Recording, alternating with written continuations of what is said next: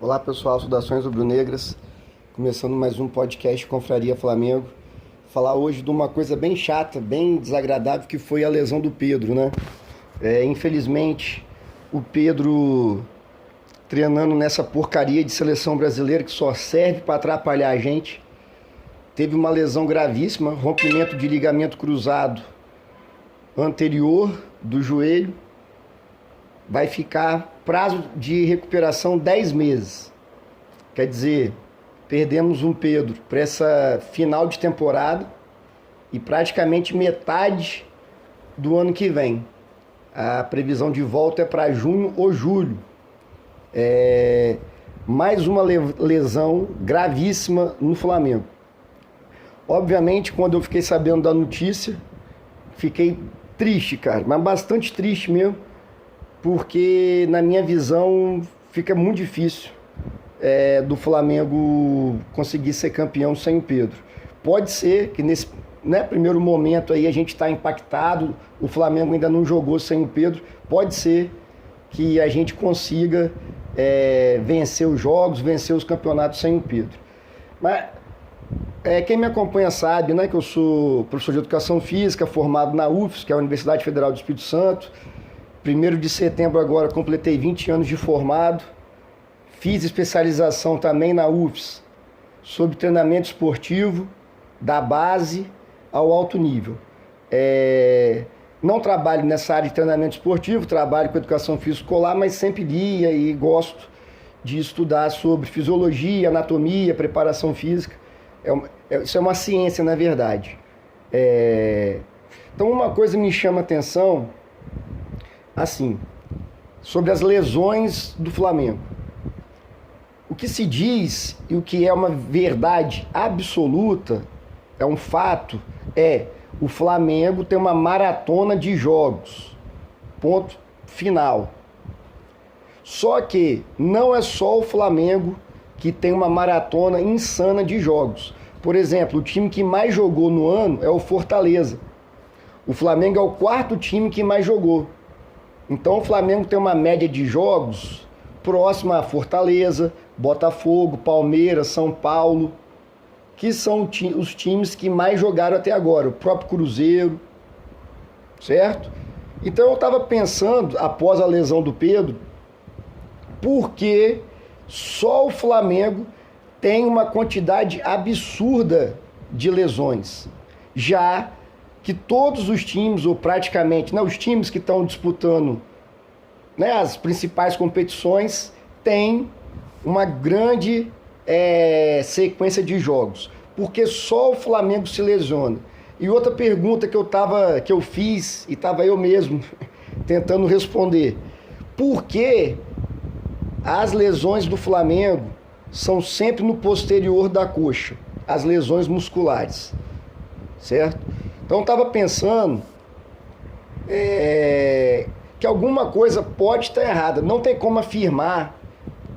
Eu e nem ninguém consegue ver como é que é o treinamento do Flamengo, como é que é a preparação física, como é que é o pós-jogo, como é que é o processo de regeneração muscular nos pós-jogos. A gente não sabe. Então, mas esses dois pontos me chamaram a atenção. Por que só o Flamengo tem essa quantidade absurda de jogadores lesionados, certo? E por que a maioria das lesões musculares é no posterior da coxa? Aí eu estava vendo assim, relembrando que eu já estudei, lendo alguns artigos, ouvindo algumas pessoas que entendem bem mais do assunto do que eu. O Cebolinha tem uma lesão gravíssima também, que é ruptura total do tendão de Aquiles.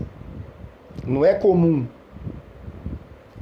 E agora o Pedro, no treinamento da seleção brasileira sozinho, no lance sozinho, ele rompe o ligamento cruzado do joelho. Ligamento cruzado anterior do joelho. Lesão gravíssima. Aí eu fui ver o que esses dois jogadores tinham em comum. O Cebolinha, quando rompe o tendão de Aquiles, está voltando de uma lesão muscular.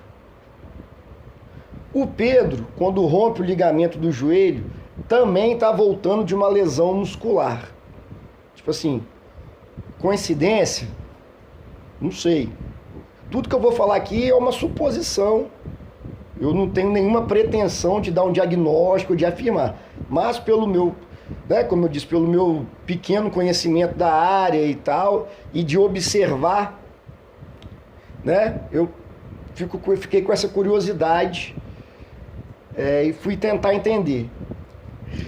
Quando o jogador de alto nível tem... E as lesões do Flamengo, quais são? Posterior da coxa.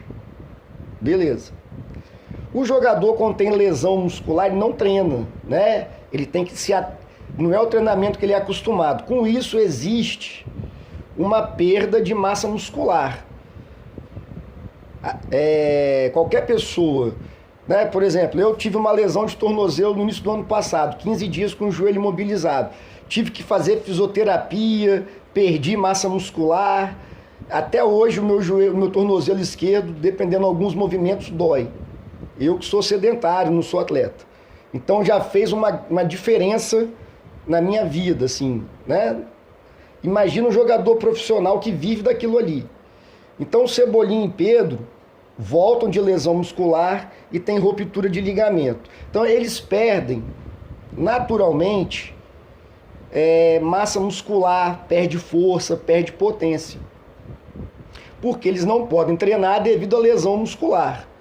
Ou tem que fazer um treinamento adaptado, que não é o que eles costumam fazer no dia a dia. Certo? Então eles voltam de lesão. Aí que está a minha dúvida. Será que o momento que eles... Será que era para o Pedro ter jogado contra o Corinthians? Será que ele estava totalmente recuperado da lesão muscular? Existe o trabalho também de reequilíbrio muscular. Acho que alguém que está me ouvindo já ouviu falar sobre isso. Reequilíbrio muscular quando o jogador machuca, né? Machucou a perna esquerda. Então a perna esquerda vai estar... vai perder tônus muscular em relação à perna direita. Então tem que fazer um trabalho de reequilíbrio. Reequilibrar o corpo. A musculatura do corpo. Então o que eu acho, né? Pelo que eu já estudei lá atrás, continuo lendo algumas coisas, pelo que eu pesquisei na internet de pessoas sérias dessa área, o que pode ter havido com o Pedro e com o Cebolinha é o seguinte: falar mais especificamente do Pedro, que é a novidade do momento. Ele volta sem a musculatura da perna dele tá adequada, né? Não tá com a força, com a potência, com tônus muscular que ele tinha antes.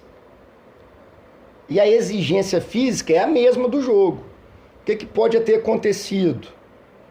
Ele vai fazer o movimento lá na seleção brasileira, a gente não sabe qual foi o movimento, mas vai fazer um movimento qualquer de correr, de chutar, de saltar.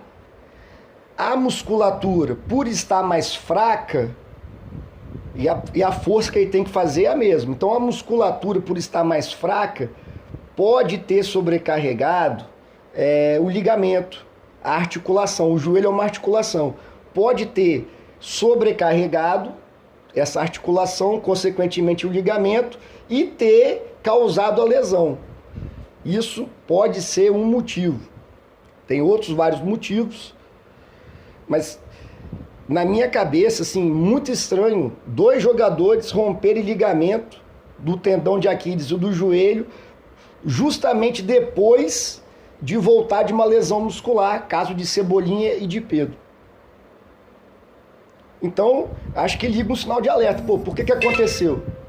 É coincidência? Não dá para tratar que a preparação física, fisiologia, é uma ciência. Não é uma ciência exata igual a engenharia. 2 mais 2 é 4. Não. É uma ciência que tem uma série de protocolos, de análises, mas sempre levando em consideração a individualidade biológica de cada atleta. Mas assim, pode ter acontecido do Cebolinha e do Pedro ter voltado antes do que era ideal. O departamento médico de preparação física do Flamengo talvez soltou o Pedro para o jogo contra o Corinthians e para a seleção brasileira sem estar com esse reequilíbrio muscular adequado, o que pode ter sobrecarregado a articulação e pode ter ajudado a causado essa ruptura de ligamento cruzado do joelho do Pedro. Assim, um balde de água fria na gente, né? Então, assim, o que me preocupa mais é que eu não sei se estão fazendo lá no Flamengo essa investigação científica. O Flamengo tem o melhor CT do Brasil, um dos melhores da América Latina, mas será que quem dirige o departamento de futebol? Será que o Marcos Braz sentou com a comissão técnica do Flamengo, com o doutor Márcio Tanuri, para fazer essas ponderações? Por que está tendo tanta lesão no Flamengo e no Palmeiras não tem, no Botafogo não tem, no Fortaleza não tem?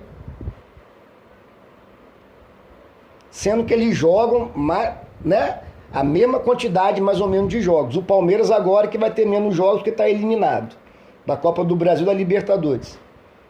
O Botafogo vai jogar menos a partir de agora, porque está fora da Copa do Brasil. Beleza. Mas até hoje, se você for olhar lá, a diferença são 3, 4 jogos no máximo, entre Flamengo, Botafogo e Palmeiras e o Fortaleza, que são os 4 primeiros do Brasileirão. Por que só a gente tem tanta lesão? Outra coisa que deveria ser investigado: por que as lesões musculares são só no adutor? No adutor não, no posterior da coxa. O jogador do Flamengo dá um pique, põe a mão atrás da coxa. O que está acontecendo? Alguma coisa está acontecendo, porque não é normal. A Arrascaeta, o próprio Pedro, Cebolinha, o Michael teve também, mas o Michael chegou lá de fora. Mas como é que foi a carga de treino do Michael quando ele chegou? Alguma coisa tem que ser investigada. Vários outros jogadores já tiveram essa lesão de posterior de coxa. E se o jogador fica parado, jogador de futebol, qualquer atleta de alto nível, ficar parado uma semana, perde massa muscular. Na preparação física existe um princípio da reversibilidade, reversível. Tudo que você treina, se você não mantiver o treinamento, ele reverte, volta, né? Quanto mais tempo parado, mais você vai perder. Isso é fato. Então, será que alguém do Flamengo está investigando essas lesões? É muito jogador, né? O caso único que não foi lesão muscular, nem rompimento de ligamento, é o Vinha. O Vinha, num choque, o rompimento de ligamento do joelho do Vinha foi causado por um choque, uma pancada. Aí não tem o que fazer, aí é azar mesmo. Agora a gente está sendo um monte de jogador, Arrascaeta, o problema do De La Cruz também é do joelho, mas também vem de lesão muscular. Então, assim, é um negócio absurdo. Por que o Botafogo não tem lá, sei lá, o melhor jogador deles é aquele centroavante que está jogando no lugar do Tiquinho Soares? O cara joga direto também. Ele não tem uma lesão muscular. O Palmeiras, o Estevão machucou. Foi torção de joelho e tornozelo. Já estava normal. Está na seleção brasileira normal. E a gente está lá penando. Sem Arrascaeta, sem De La Cruz. Agora sem o Pedro, sem Cebolinha, sem Michael. Deve ter mais jogador que eu estou esquecendo. Então é uma situação que pede uma investigação científica, médica, fisiológica, anatômica, fazer uma análise no plano de treinamento, da preparação física, porque não é comum, não é comum. E como eu disse, uma das causas que pode ter acontecido com o Pedro e com o Cebolinha é ter voltado antes da hora, musculatura não está o que era antes, está, né, vamos dizer assim, fraca, a intensidade do jogo é altíssima, pode ter sobrecarregado os ligamentos e eles terem, né, se lesionado. Então, assim, o que me deixa, né, pra mim essa lesão do Pedro realmente vou dizer que me abalou bastante, assim, um balde de água fria. Aí, graças a Deus que até agora o Flamengo não contratou ninguém. Vou explicar o porquê, pro lugar do Pedro.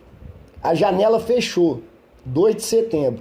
O Flamengo, nem nenhum time, pode contratar jogador que tenha contrato. Só pode contratar jogador que está sem contrato. No caso, seria jogador desempregado. Resumindo, o jogador, nessa época do ano, seja na Europa ou aqui no Brasil, que está desempregado, está com algum problema.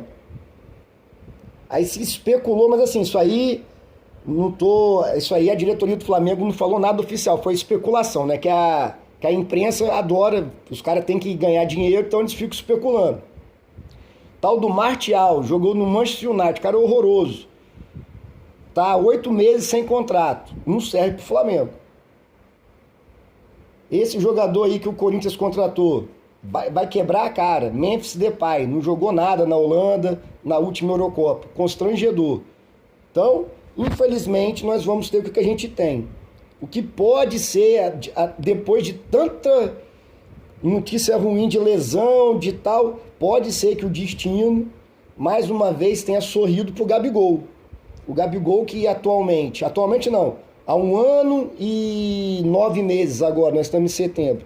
O Gabigol que 1 ano e 9 meses é um ex-jogador, né, em atividade, talvez agora sentar com ele e falar: Gabigol, olha o destino aí batendo na sua porta de novo, cara. Volta a jogar bem, se concentra, se prepara, né? Volta a ter uma vida de atleta, porque você é o que a gente tem pro resto do ano aí. Até ano que vem ver se contrata alguém, como é que tá o Pedro. Porque ficou complicado. Então a esperança que tem é o Gabigol voltar a jogar bem. Difícil de acontecer? Na minha opinião, muito difícil. Mas a esperança é a última que morre. Valeu, pessoal. Saudações rubro-negras. Abraço.